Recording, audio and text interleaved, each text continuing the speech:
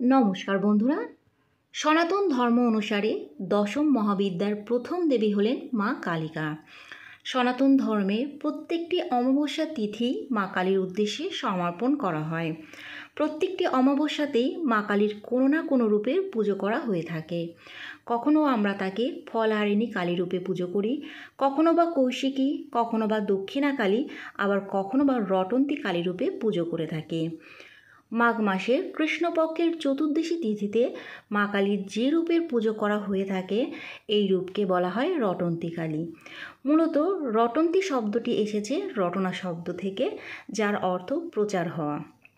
পুরাণ অনুসারে এই বিশেষ দিনেই চারিদিকে রটে যায় দেবীর মহিমা।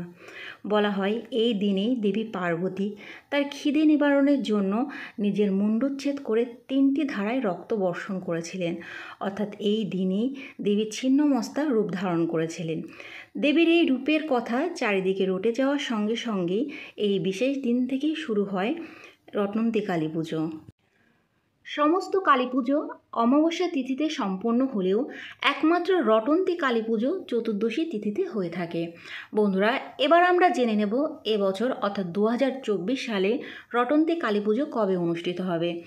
এবছর অর্থাৎ 2024 সালে রটন্তী কালী পুজো পড়েছে বাংলার 24শে মাঘ, ইংরাজির 8ই ফেব্রুয়ারি বৃহস্পতিবার।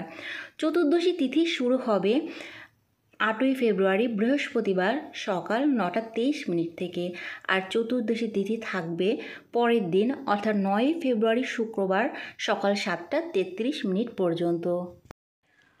রটন্তী কালী পুজোর পরের দিনটি ভীষণ গুরুত্বপূর্ণ, কারণ রটন্তী কালী পুজোর পরের দিনই হলো মৌনী অমাবস্যা। এই দিন আপনি আপনার সাধ্য ও সামর্থ্য অনুযায়ী মৌনতা পালন করুন, অর্থাৎ যতটা কম কথা বলতে পারবেন ততটাই আপনার জন্য মঙ্গল হবে। এছাড়াও এই দিন ভুলেও কাউকে কোনো খারাপ কথা বলবেন না। 2024 সালে মৌনী অমাবস্যা পড়েছে বাংলার 25শে মাঘ, ইংরাজি 9ই ফেব্রুয়ারি শুক্রবার। অমাবস্যার তিথি শুরু হবে ইংরাজি 9ই ফেব্রুয়ারি শুক্রবার সকাল 7টা 33 মিনিটের পর থেকে এবং অমাবস্যা তিথি থাকবে 9ই ফেব্রুয়ারি শুক্রবার শেষ রাত্রি 5টা 29 মিনিট পর্যন্ত। রটন্তী কালী পুজোর সঙ্গে ভগবান শ্রীকৃষ্ণের যে একটা সম্পর্ক আছে তা আমরা দাপর যুগের কথাই শুনে থাকি।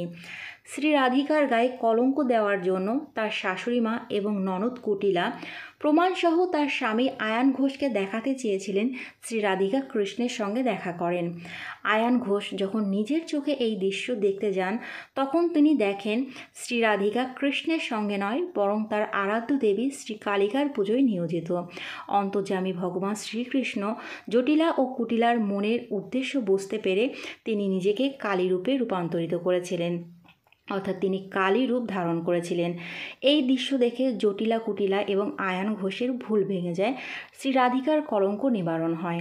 তাই বলা হয় এই দিন আপনি যে উদ্দেশ্য নিয়ে মায়ের আরাধনা করবেন আপনার উদ্দেশ্য সফল হবে।